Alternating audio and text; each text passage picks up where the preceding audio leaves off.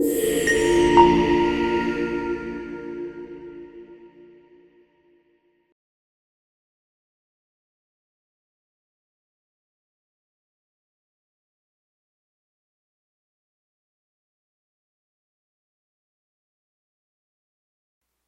tal? Buenos días, ¿cómo están?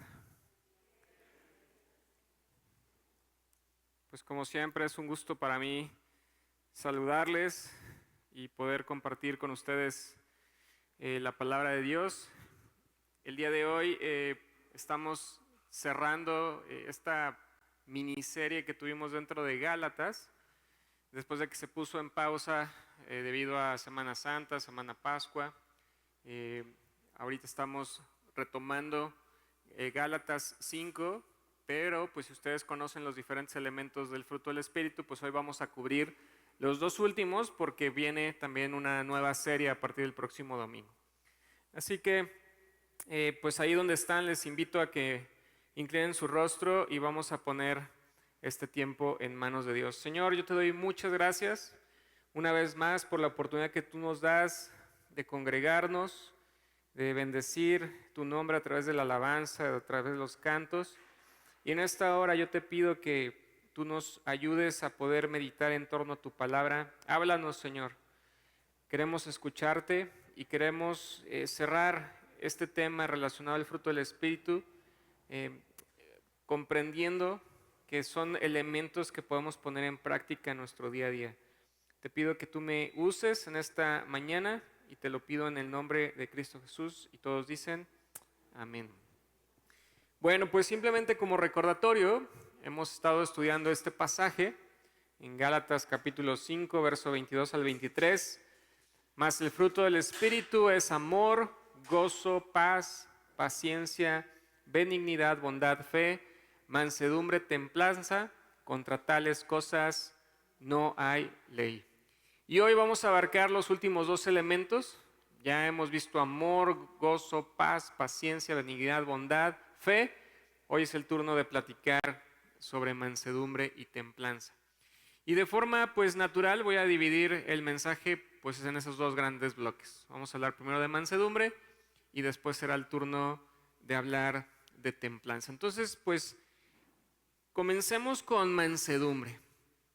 Y la pregunta pues natural es, ¿qué es la mansedumbre? Me atrevo a decir que es un concepto que no solemos ocupar a menudo o que a veces tiene como algunas implicaciones un tanto, pues no como negativas en torno se asocia con algo como podría ser la debilidad. La palabra mansedumbre en el griego es la palabra praotes y esta palabra se puede traducir tanto como mansedumbre, como gentileza, como apacibilidad, como docilidad. Y esta palabra aparece 9 veces en el Nuevo Testamento.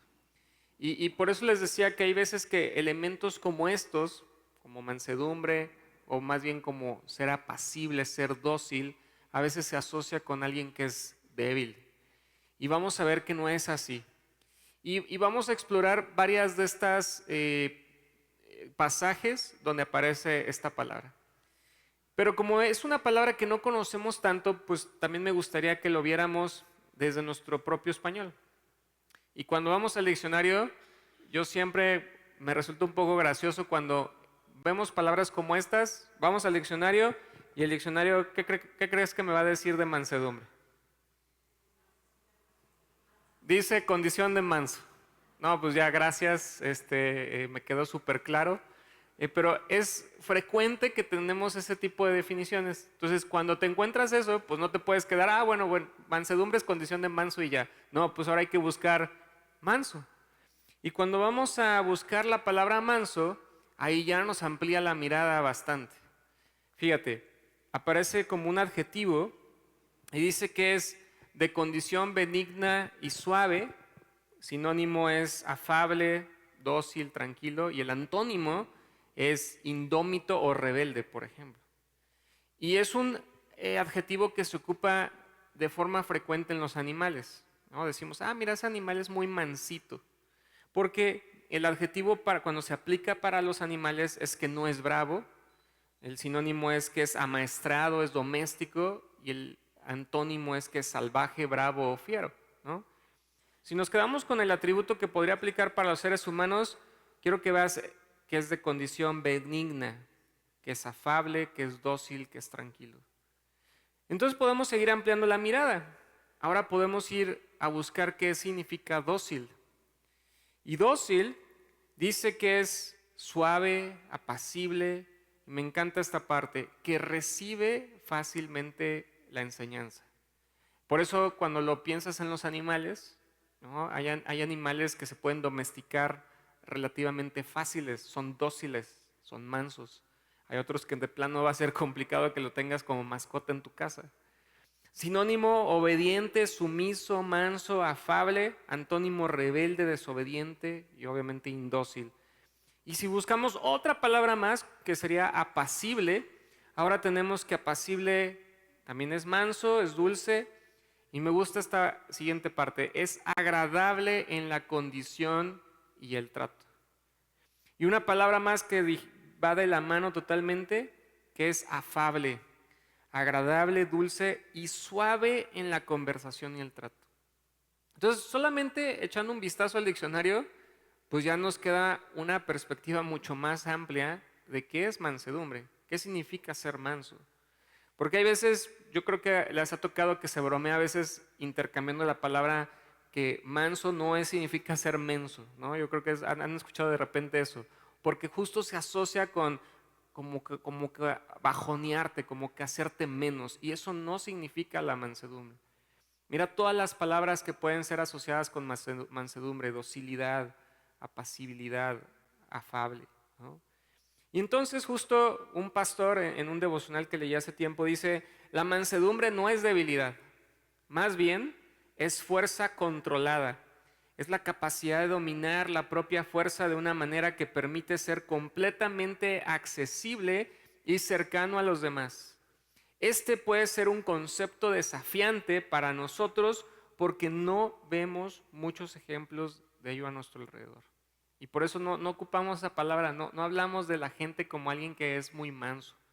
Normalmente solo lo asociamos con los animales. Pero claro que tenemos ejemplos en la Biblia. Y acabamos de leer un pasaje que tiene que ver con el ejemplo perfecto de mansedumbre. Y el ejemplo perfecto de mansedumbre es alguien que no era débil, es alguien que era sumamente fuerte, es alguien que era o es todopoderoso y aún así es manso. En Mateo capítulo 11, como leíamos en el verso 29 y 30, dice: llevad mi yugo sobre vosotros, aprended de mí, que yo soy manso y humilde de corazón, y hallaréis descanso para vuestras almas, porque mi yugo es fácil y ligera mi carga. Y esta palabra es el adjetivo entonces de mansedumbre para hablar que es alguien manso, gentil, apacible, dócil, y curiosamente es la única ocasión en la que aparece en el Nuevo Testamento. Ahora, Jesús emplea elementos que normalmente se asocian con animales, como el tema del yugo. Y los que saben un poco más del campo, pues saben perfectamente bien que hay ciertos animales que no te van a servir para arar la tierra porque no son mansos, porque justo su yugo se vuelve complicado. En lugar de que te ayude a hacer ahí bien las líneas o los trazos, vas a andar batallando con el animal, tal vez vas a tener que retrabajar. Pero dice Jesús: yo este yugo que me pongo, quiero que aprendan de mí porque yo estoy aplicando mansedumbre. Jesús, en este sentido, también nos está mostrando que Él fue obediente. Y Él fue obediente hasta la muerte y muerte de cruz. Él fue fiel a algo que se le encargó. Y actuó con toda mansedumbre, a pesar de que su condición le hubiera podido permitir decir: oye, espérate, yo soy Dios. Yo podría haber hecho otra cosa. Pero dice Jesús: aprendan de mí, que yo soy manso, que yo soy gentil, que yo soy apacible, que yo soy dócil, que yo puedo tener esa obediencia también con el Padre. Y por eso me encanta que también en este devocional se amplía esto. Dice: tenemos un ejemplo perfecto de este equilibrio entre mansedumbre y fuerza. Pensando, y si asocias nuevamente con lo del yugo, los animales que requieren ponerse estos yugos son animales fuertes. No es cualquier tipo de animal el que te va a ayudar. No podríamos ocupar un gato para arar la tierra. Imagínate el gato ahí con el yugo arriba. Eso no funcionaría. Necesitamos animales fuertes, pero que sean mansos. Entonces dice, Jesús es este perfecto ejemplo de equilibrio. Se puede decir que nadie ha sido más manso que Jesús. Su fuerza estaba tan contenida que no hay indicio alguno de que alguien se sintiera intimidado por él en lo más mínimo. De hecho, Jesús era tan manso y accesible que personas de los niveles más bajos de esa sociedad acudían directamente a él. Mendigos ciegos, leprosos, mujeres de reputación inmoral, todos ellos percibían y se acercaban a la naturaleza gentil de Jesús. Verdaderamente la mansedumbre de Jesús destaca de manera inmensa en todo lo que él era y hacía. Y por eso Jesús dice, aprendan de mí.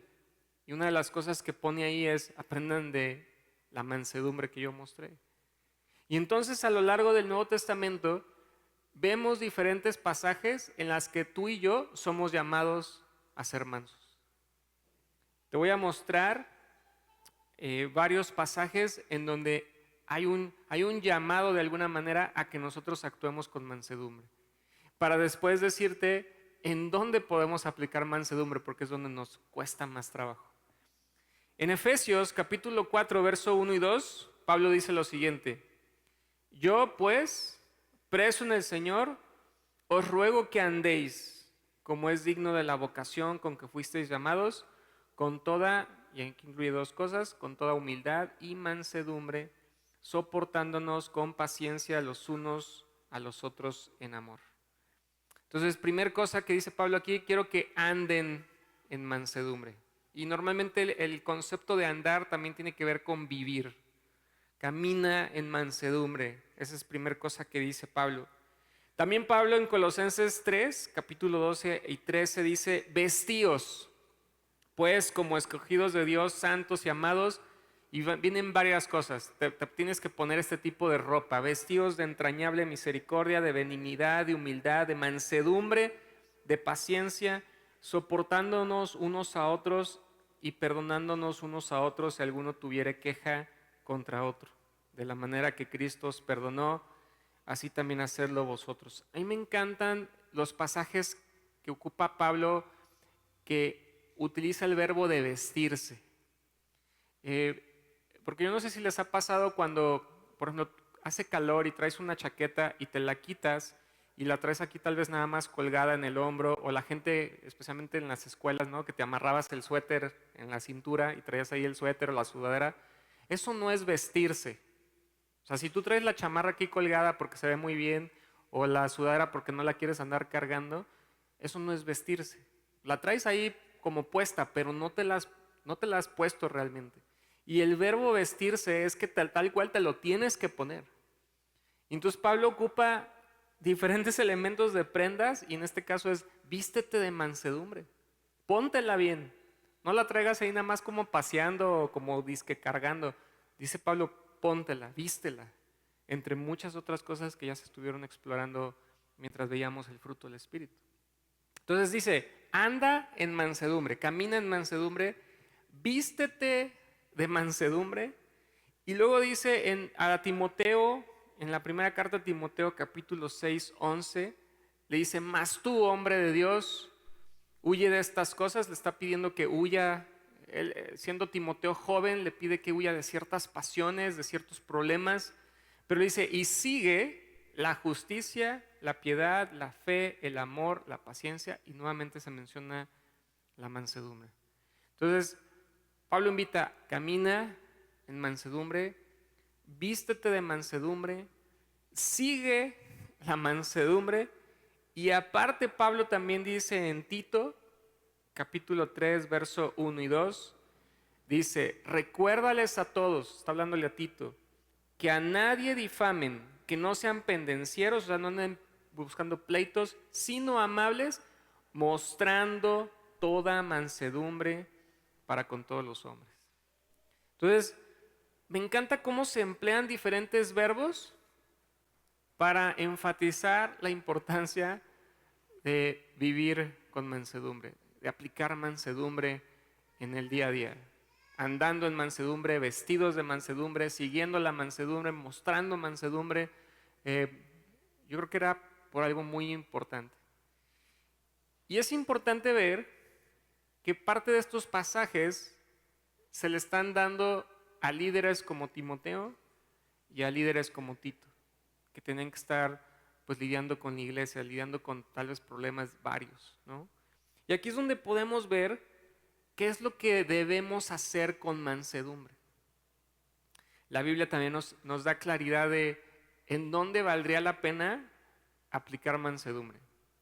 Y te voy a poner un par de ejemplos de acuerdo a la Biblia. El primero que vemos está en 1 Corintios capítulo 4. Allá aparece verso 14, ahorita vamos a ir a él. Pero en el verso 21, Pablo les está diciendo a la iglesia de los Corintios, le dice, ¿qué queréis? ¿Iré a vosotros con vara o con amor y espíritu de mansedumbre? Ahora, a ver, todos los que son todavía jóvenes aquí, si tu papá o tu mamá te dice, oye, a ver, ¿qué quieres? ¿Que te busque con la vara o te busco y platicamos con amor y con espíritu de mansedumbre? ¿Qué preferirían? Como que pues la opción está fácil, ¿no? O alguien votaría, no, pues yo prefiero vara. Pues yo creo que no. Yo creo que la gente de manera natural tendría que decir, pues mejor con amor y mansedumbre, Pablo. Pero acuérdate que con la iglesia de Corinto batalló mucho. Había problemas fuertes en la iglesia. Y entonces, si echamos un vistazo al versículo 14, podemos conectar que él está diciendo, voy a tratar contigo con espíritu de mansedumbre en lo siguiente. En el verso 14, Pablo dice, no escribo esto para avergonzaros, sino para amonestaros como a hijos amados. En otras palabras, cuando tenemos que amonestar a alguien, lo deberíamos de hacer con espíritu de mansedumbre. Porque la amonestación, que también puede ser una advertencia, una exhortación, ¿no? Hay veces que puede nacer desde un espíritu de ya te lo había dicho y mira. Puede ser como de pues por eso te estás metiendo en problemas. Cuando a mí me toca platicar con mis estudiantes ahí en la prepa, hay veces que yo hago una especie de aclaración y les digo, lo que te voy a decir a continuación, de verdad no quiero que suene a una amenaza, porque voy a hacer una amonestación. No te estoy amenazando, pero tiene que ver más como una advertencia de que si seguimos actuando así, pues nos va a ir muy mal, vas a tener otro problema adicional. Entonces por eso siempre hago la aclaración, no te estoy amenazando, pero sí es importante que tú entiendas esto y hay que aplicar justo, ¿cómo se llama? Mansedumbre. Porque te acuerdas que sí, que tenía que ver con mansedumbre, tenía que ver con la manera en la que tratas a la persona y lo estás haciendo en algo complicado.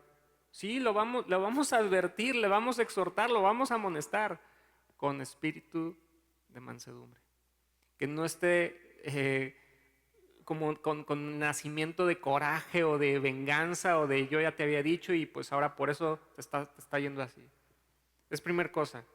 Segunda cosa, también esta tiene mucho sentido. Gálatas capítulo 6, verso 1. Pablo también hablando, hermanos, si alguno fuere sorprendido en alguna falta, vosotros que sois espirituales, restaurarle con espíritu de mansedumbre, considerándote a ti mismo, no sea que tú también seas tentado. Entonces aquí habla de esta restauración que tiene que ver con remendar algo que se rompió, o que vamos a reparar algo, o vamos a completarlo, vamos a volver a ser perfecto. Eso es lo que tiene que ver con esta restauración. Puedes pensar en la gente que es restaurador de arte, por ejemplo. Algo que estaba dañado, hay que hacerlo nuevamente como estaba. Si hubo un daño estructural en una catedral o algo así, hay que restaurar. Pero dice que con espíritu de mansedumbre.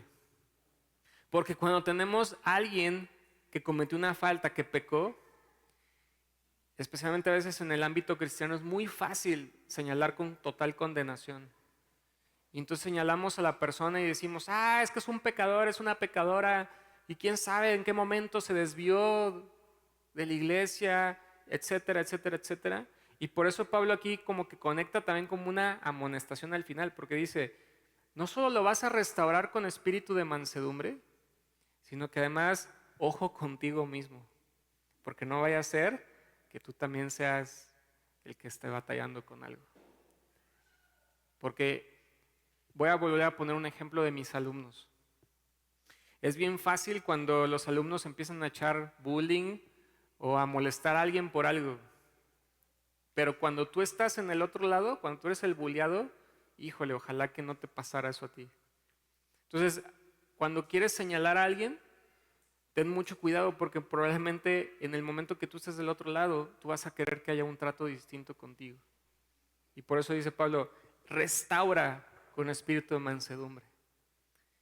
Otra cosa que también aparece por aquí, en 2 Timoteo capítulo 2, verso 24 a 26, dice, porque el siervo del Señor no debe ser contencioso, sino amable para con todos, apto para enseñar, sufrido. Y le dice, que con mansedumbre corrija a los que se oponen, por si quizá Dios les conceda que se arrepientan para conocer la verdad y escapen del lazo del diablo en que están cautivos a voluntad de él. Entonces ahora aquí aparece otra acción donde podemos aplicar mansedumbre, la corrección. La corrección puede ser también traducido como entrenar o instruir, o castigar o corregir. Y esto yo creo que aplica mucho para los que somos padres de familia. Cuando tu hijo o tu hija hace algo indebido, aun cuando ya habías dado indicaciones bien claras y como por 3, 4, 5 veces, y queremos corregir, muchas veces no aplicamos mansedumbre. Muchas veces no corregimos con mansedumbre, porque ya estás enojado, ya estás enojada, estás molesta, porque no era la primera vez que lo decías, ya llevabas como 5 veces o más. Y por eso dice Pablo, ¿sabes qué?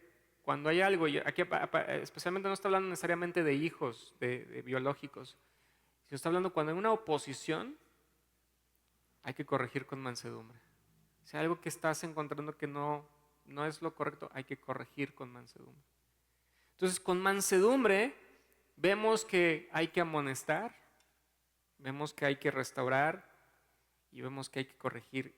Y si tú te acuerdas, cuando veíamos las definiciones de mansedumbre y los diferentes adjetivos que están relacionados, pues todo esto se puede hacer con una conversación y un trato manso o agradable y suave. Y cambia. Le podemos estar diciendo exactamente lo mismo a la persona, pero al momento que le agregas espíritu de mansedumbre, cambia todo. Aunque le digas lo mismitito, si se lo estuvieras diciendo enojado, con coraje, con rencor, con sed de que ojalá te pase algo, ¿no? Cuando aplicamos mansedumbre, cambia la cosa. Y por eso Jesús en la invitación dice, aprendan de mí que yo soy manso, yo soy humilde. Aun cuando él podría haber actuado de otra manera totalmente diferente. Muy bien, vamos a pasar a la siguiente parte, pero para ello necesito unos elementos aquí. Entonces, le pedí aquí de favor al buen David. Mira, sí viene bien caliente porque hasta nata trae. Ustedes no le alcanzan a ver, pero aquí tengo 2 recipientes con leche. Este está hasta en hielos, está sudando, ¿no? Este está fría y este está caliente. Este está caliente, hasta nata tiene. A los que les gusta que le formen nata, pues sí está caliente. Entonces voy a necesitar un voluntario y miren, había pensado en Obed, pero sería trampa porque Obed lo acabo de ver que ya preparó un biberón, entonces eso no cuenta.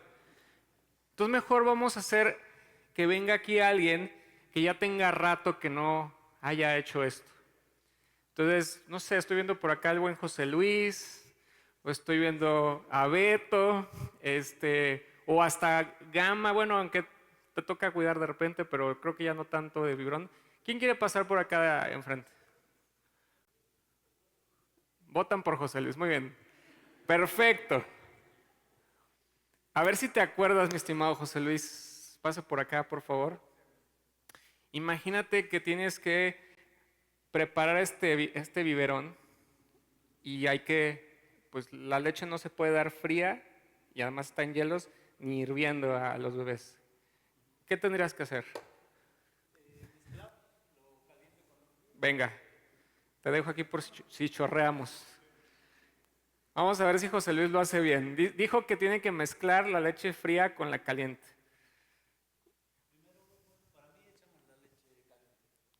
Aquí creo que el orden de los factores no afecta el producto, esperemos.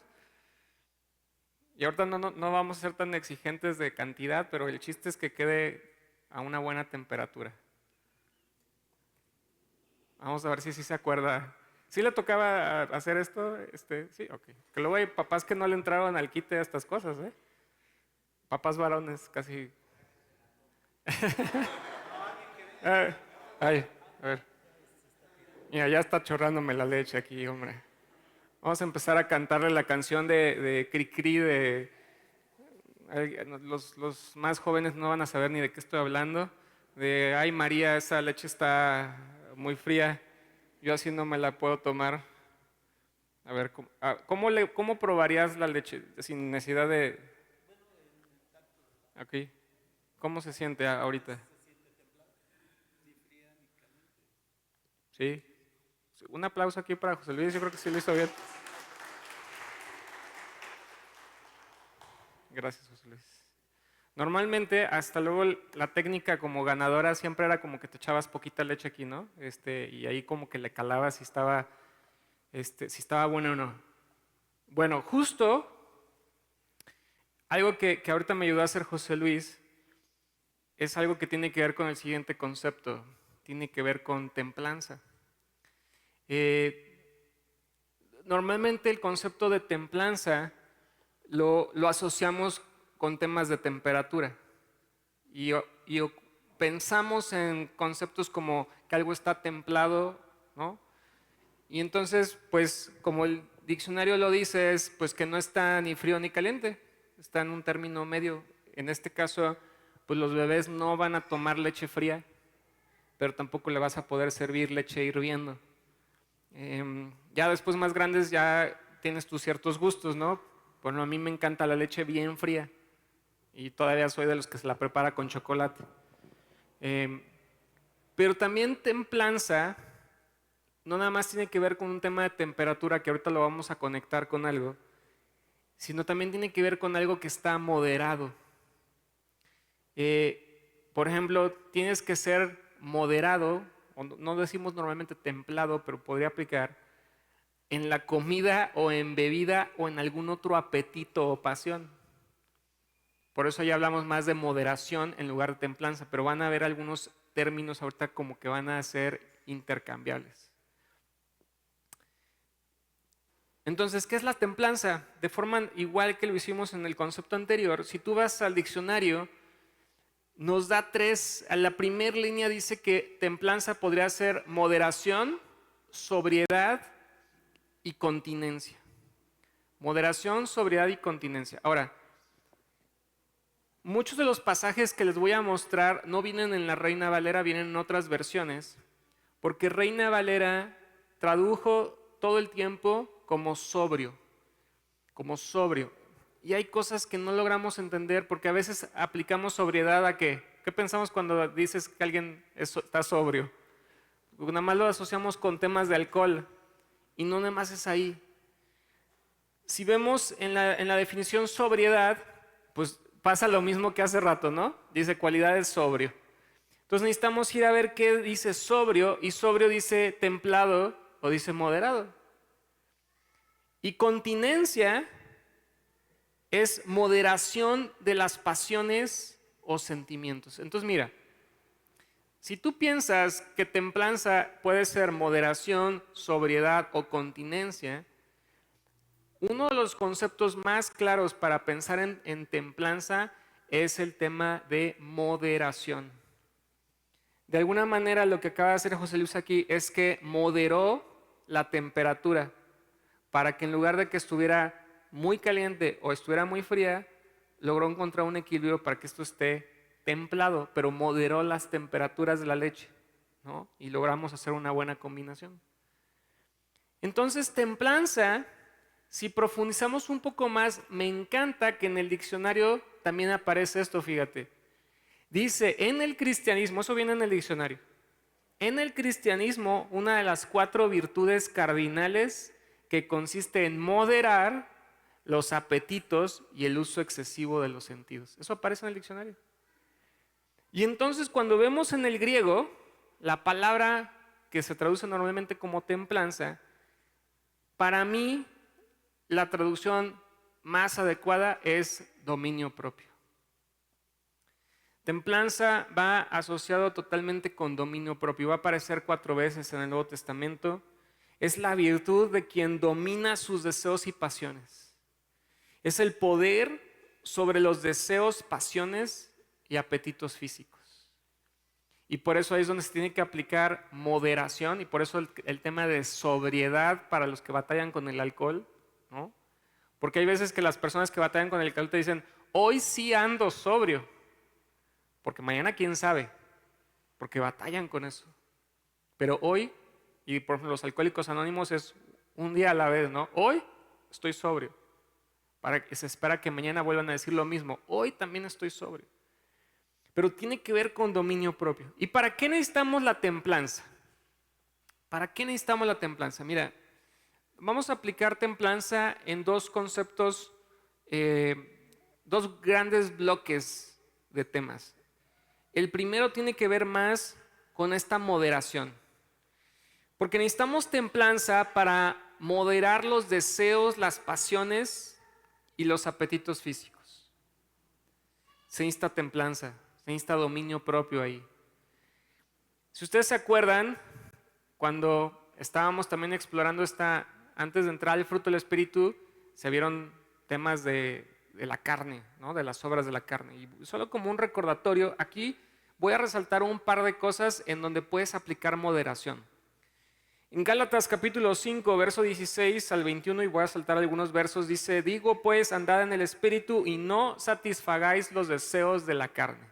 Y el verso 19 dice, manifiestas son las obras de la carne, que son adulterio, fornicación, inmundicia, lascivia. Y luego en el verso 21 dice borracheras, orgías y cosas semejantes a estas. Pablo aquí, yo estoy resaltando temas que tienen que ver con un deseo de tu carne y que está muy vinculado a cuestiones sexuales. Casi todo esto tiene que ver con cuestiones sexuales, adulterio, fornicación, lascivia, orgías, cosas semejantes. Cuando echamos un vistazo a lo que Pablo dice en 1 Tesalonicenses, y lo voy a decir en la Nueva Traducción Viviente, en el capítulo 4, versos 3 al 5, dice, la voluntad de Dios es que sean santos, entonces aléjense de todo pecado sexual, como resultado cada uno controlará, por eso quería poner esta traducción aquí, cada uno controlará su propio cuerpo y vivirá en santidad y honor, no en pasiones sensuales como viven los paganos que no conocen a Dios ni sus caminos. Entonces, primero tienes que aplicar dominio propio para moderar temas que tienen que ver con estos deseos de la carne, ¿no? Templanza, modérate. Pero no solo eso, porque alguien podrá decir, oye, pues yo no batallo con temas de cuestiones sexuales. Incluso alguien podrá decir, yo por eso me casé, ¿no? Hay gente que luego eso son como motivaciones para casarse. Pero también podemos aplicar templanza en otra cosa, que a veces se minimiza. Podemos aplicar templanza para moderar emociones y sentimientos. ¿Se acuerdan que el primer concepto de templanza tiene que ver con temperatura? A veces los ánimos están muy elevados. A veces la temperatura está muy elevada, las emociones y los sentimientos están calientes. ¿Y qué crees? Necesitas aplicar templanza. Porque también en ese mismo pasaje que leíamos hace rato, no solo se destaca temas sexuales, se destacan otras cosas con las que batallamos todos los días. Manifiestas son las obras de la carne, que son enemistades, pleitos, celos, iras, contiendas, disensiones, envidias. Todo eso casi siempre está generado por un sentimiento de no me gusta, estoy en desacuerdo, no debería ser así, me molesta, no se vale, es injusto. Y todo eso tiene que ver con estos ánimos que están elevados. Entonces, ¿qué crees? Pues ahí hay que aplicar templanza. Y por eso uno de los ejemplos es lo que dice Santiago, muchos de ustedes se lo saben. Santiago capítulo 1, verso 19 y 20. Por esto, mis amados hermanos, todo hombre sea pronto para oír, tardo para hablar, tardo para airarse. Porque la ira del hombre no obra la justicia de Dios. Este solamente es un ejemplo de una emoción que sale de control, porque ¿se vale o no se vale que nos enojemos?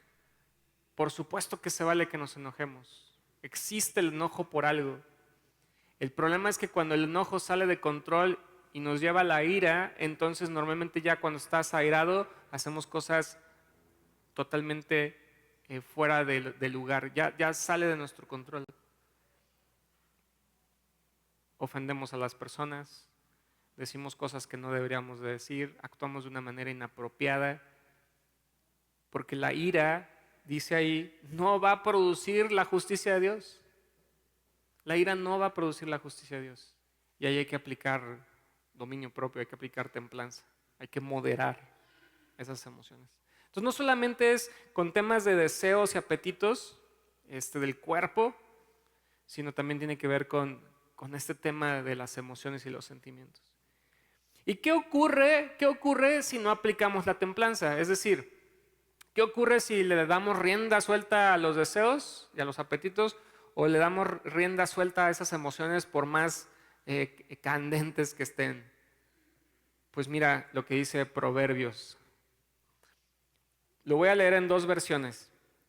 Proverbios 25, verso 28 en la Nueva Versión Internacional dice: como ciudad sin defensa y sin murallas es quien no sabe dominarse. O la Nueva Traducción Viviente dice: una persona sin control propio es como una ciudad con las murallas destruidas. ¿Qué le pasaría a una ciudad que no tiene murallas? ¿Qué le pasaría a una ciudad que sus murallas han sido destruidas? Está totalmente expuesto a lo que venga. No hay protección alguna. Si no hay dominio propio, no hay templanza, estás ahí con la puerta abierta que pase cualquier persona, que suceda cualquier cosa. Creo que este proverbio es muy contundente en lo que sucede cuando no hay dominio propio. Entonces por eso es importantísima la templanza, el dominio propio. Y entonces la pregunta es, pues, ¿cómo le hacemos para practicar templanza? ¿Cómo sí podemos poner en práctica templanza?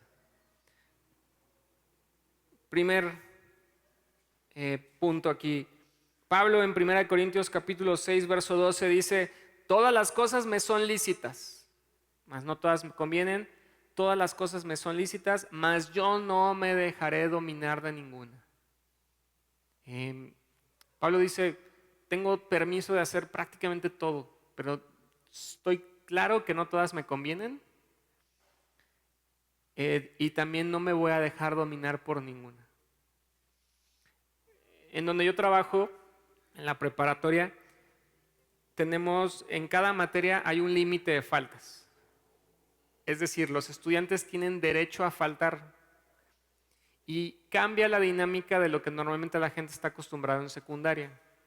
En secundaria, pues si faltas, pues te van a registrar en la boleta, pero pues no es como que, ¿qué pasa si sigo faltando? Muchas veces incluso los papás avisan: mi hijo va a faltar, está bien. Acá es, tú tienes derecho a cierto número de faltas a lo largo del semestre. Ese es tu derecho. Pero si te excedes de esas faltas, puedes reprobar la materia por exceso de faltas. Entonces, cuando un alumno llega conmigo y me dice: profe, oiga, ¿puedo faltar a su clase? Pues la pregunta es: ¿puedes faltar? Y la respuesta es: sí, sí puedo faltar. Tú tienes derecho a faltar. La pregunta detrás es: ¿te conviene faltar en esta clase que viene conmigo?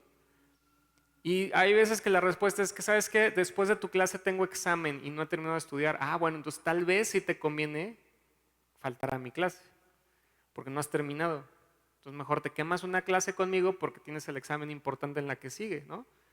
Tal vez ahí aplícale, pues sí me conviene. Pero si me dices, es que mis amigos me están invitando a desayunar y me tengo que salir de las clases, pues tal vez ya no te conviene.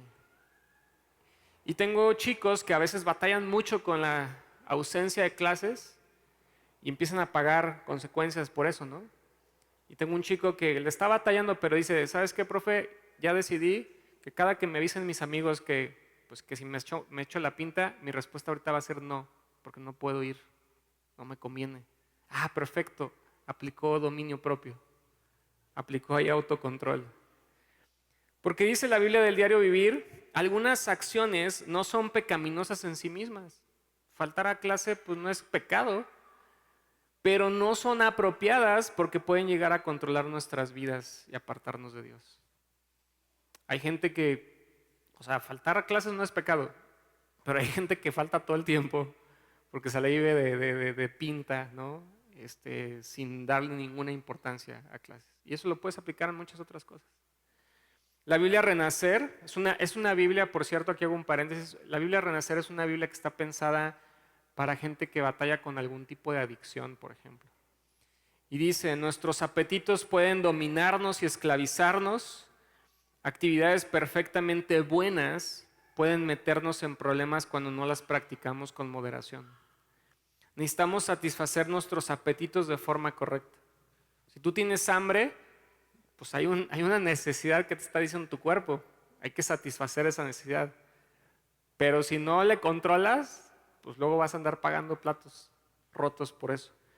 Dice, quizás hay algunas cosas buenas que ejercen tal control sobre nosotros que mejor sería evitarlas por completo. Si permitirnos que las demandas de nuestros apetitos se vuelvan abrumadoras, nos arriesgamos a perder cosas o personas que tal vez nunca recuperaremos. Hay gente, por ejemplo, regresando al ejemplo del alcohol, hay gente que tiene clarísimo que sigue batallando con el alcohol aunque ya no tome. Es decir, yo tuve un amigo cercano a la iglesia que le entró pero con ganas, ¿no? Y llegó el punto en que pues, sí hubo una transformación de parte de Dios, lo dejó, pero él era de los que él estaba convencido de que aún estando en una comida o algo, él era cero alcohol porque sabía que para él sí una no necesariamente sería ninguna. Y él lo tenía clarísimo. Política de cero alcohol de aquí en adelante porque no puedo. Yo sí batallo con eso, decía él, ¿no? Habrá gente que no, habrá gente que eso no sea el gran problema, ¿no? Pero esto lo puedes aplicar a muchas otras cosas. Por eso dice ahí, quizá hay algunas cosas buenas que ejerzan tal control que mejor sería evitarlas por completo. Entonces, primera cosa tiene que ver con cómo aplicamos esa moderación en temas de apetitos, ¿no? Tito, capítulo 2, verso 11 al 14 dice, en verdad, Dios ha manifestado a toda la humanidad su gracia, la cual trae salvación, y nos enseña a rechazar la impiedad y las pasiones mundanas. Así podremos vivir en este mundo con dominio propio, justicia y devoción, mientras aguardamos la bendita esperanza, es decir, la gloriosa venida de nuestro gran Dios y Salvador Jesucristo. Él se entregó por nosotros para rescatarnos de toda maldad y purificar para sí un pueblo elegido dedicado a hacer el bien. Este es el pasaje que leímos, pero en la Reina Valera, y vas a encontrar esta parte que dice, vivir en este mundo con dominio propio, habla de sobriedad. Por eso me gusta más en esta traducción, porque cobra un poco más de sentido lo que tenemos que hacer rechazando esas pasiones mundanas. La Biblia Renacer también dice, el dominio propio es algo que se logra según nos acercamos más a Dios. Al dar un paso a la vez, un día a la vez, Dios nos moldeará según su propio carácter y nos dará dominio propio. Por eso te decía que esta Biblia incluso va a incluir de repente el lenguaje de los famosos 12 pasos, ¿no? Por eso dice ahí un día a la vez, aplica dominio propio, un día a la vez. Segunda de Pedro, capítulo 1, versos 5 al 7, también habla de este tema. Esfuércense por añadir a su fe virtud, a su virtud conocimiento, al conocimiento dominio propio, al dominio propio constancia, a la constancia devoción a Dios, a la devoción a Dios afecto fraternal y al afecto fraternal amor. Y esta secuencia de ideas es muy interesante porque todas son positivas, pero si nosotros nos quedáramos hasta cierto punto y no seguimos agregándole cosas, habría algo incompleto. Por ejemplo, hay gente que tal vez tiene mucha fe. Está bien tener mucha fe, pero hay veces que escasea de conocimiento de esto, ¿no? Entonces tiene mucha fe, pero le falta conocimiento. Por eso dice, mira, a la fe le ponemos virtud, a la virtud le ponemos conocimiento. Pero luego hay gente que le sobra esto. Tiene demasiado conocimiento. Piensa en un fariseo, por ejemplo, ¿no? Muchísimo conocimiento. Le faltaba también otras cosas como los siguientes elementos. Tal vez le faltaba realmente una devoción a Dios, le faltaba afecto fraternal, le faltaba amor a ese fariseo. Entonces es como algo como secuenciado que le va agregando una u otra cosa. Está perfecto tener fe, está perfecto tener conocimiento, pero también ponle dominio propio. Y por eso la Biblia del Diario Vivir dice, Dios quiere producir en nosotros su carácter amoroso, pero para hacerlo exige nuestra disciplina, nuestro esfuerzo. Cuando obedecemos a Cristo con la dirección de su Espíritu, cultivaremos el dominio propio.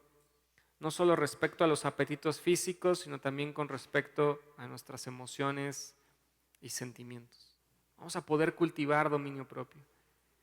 En un devocional dice, esta es la paradoja de la vida cristiana. Tenemos que renunciar al control de nosotros mismos para ganar dominio propio. Es como decir, Señor, tú estás en control, dame dominio propio. Tú sueltas como las riendas de lo que tú quieras hacer, porque por eso lo hemos platicado antes, en temas del pecado, mucha gente dice, es que yo soy libre de hacer lo que quiero. Sí, tú eres libre de hacer lo que quieres. Pero cuando a veces ese sentido de yo quiero hacer lo que quiero y yo soy libre, acaba siendo esclavo de tu pecado. Entonces dice, esta paradoja es, suelto las riendas, tú Dios toma el control y viene el dominio propio. Y entonces, ¿qué ganamos de la templanza? ¿Por qué deberíamos de actuar con dominio propio?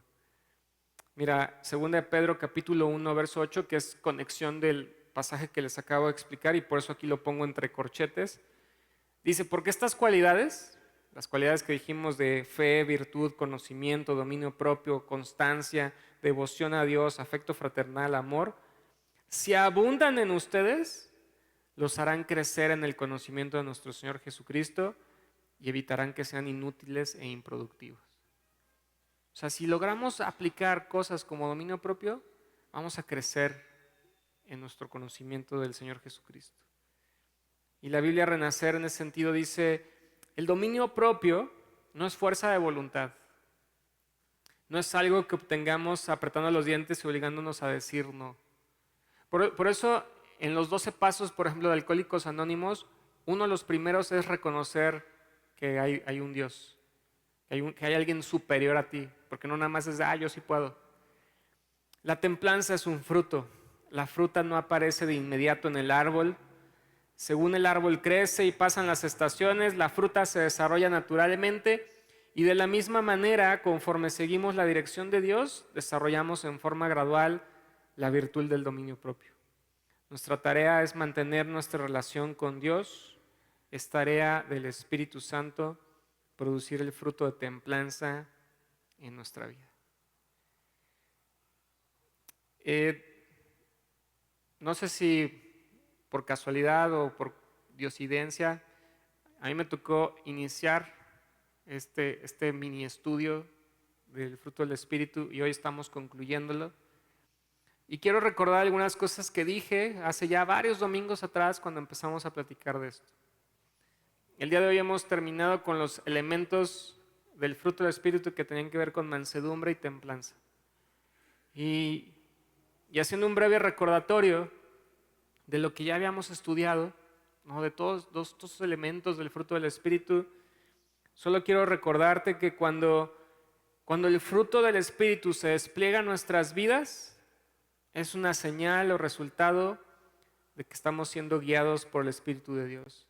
Así como las ramas de una vid tienen que estar conectadas a la viña para dar uvas, el fruto del Espíritu es evidencia de estar conectados a Cristo. Y yo sé que tal vez podemos batallar con alguno que otro, ¿no? Pero hay gente que le brota la paciencia, ¿no? O sea, está ahí el fruto de la paciencia, todo lo que da. Hay otros que tal vez el fruto del amor está ahí presente, el fruto de la fe. Y tal vez hay otros elementos del fruto que no estén todavía muy desarrollados. Y tal vez hay que pedirle a Dios que nos ayude con ello. Y algo que también les decía en esa ocasión es cómo termina esta porción de la Escritura. En el verso 23 dice, mas el fruto del Espíritu es, y luego dice, contra tales cosas no hay ley. Hablando de todos los elementos del fruto del Espíritu. En otra versión dice, no hay ley que condene estas cosas. Hablando de todos los elementos del fruto del Espíritu. Y algo que me encanta de esto, como dice este devocional, es que probablemente la parte más hermosa del pasaje en el versículo 23 es que se nos dice que contra tales cosas no hay ley. De hecho, sería correcto decir que podemos mostrar el fruto sin límites, sin restricciones. Nunca podríamos mostrar demasiado amor, gozo, paz, paciencia, benignidad, bondad, fe, mansedumbre y templanza. Es decir, sería bien raro que alguien que es sumamente amoroso tuviera que llegar a alguien y decirle, oye, ya bájale tantito a tu amor, por favor, ¿no? O alguien que es sumamente gozoso, oye, ya me hartó tu gozo. Oye, no me gusta que estés todo el tiempo en paz. Eres demasiado paciente. Eres demasiado benigno, eres demasiado bondadoso. Es decir, por eso dice este pasaje, en estas cosas no hay ley, no hay una restricción, no debería haber un límite. A diferencia de las obras de la carne. Ahí sí tendríamos que aplicar los límites, todos los límites. Pero acá es, qué bueno que sobreabundara el amor, el gozo, la paz, la paciencia, la benignidad, la bondad, la fe, la mansedumbre y la templanza. Eso estaría increíble, que se desbordara todo el tiempo todas estas cosas. Recordando los pasajes que leíamos de estar vestidos con esto todo el tiempo, ¿no? Sería evidente. Y por eso este pasaje también dice, si vivimos por el Espíritu, andemos también por el Espíritu. God Questions dice, la vida cristiana es una batalla entre la carne pecaminosa y la nueva naturaleza que Cristo nos da. Un cristiano nunca será completamente victorioso en demostrar siempre el fruto del Espíritu Santo. Sin embargo, es uno de los principales propósitos de la vida cristiana al permitir que progresivamente el Espíritu Santo produzca más y más de su fruto en nuestras vidas y conquiste nuestros opuestos deseos pecaminosos. Yo espero en el Señor que este como pausa que pusimos en medio para poder enfatizar cada uno de los elementos del fruto del Espíritu ha sido de mucha bendición para nuestras vidas.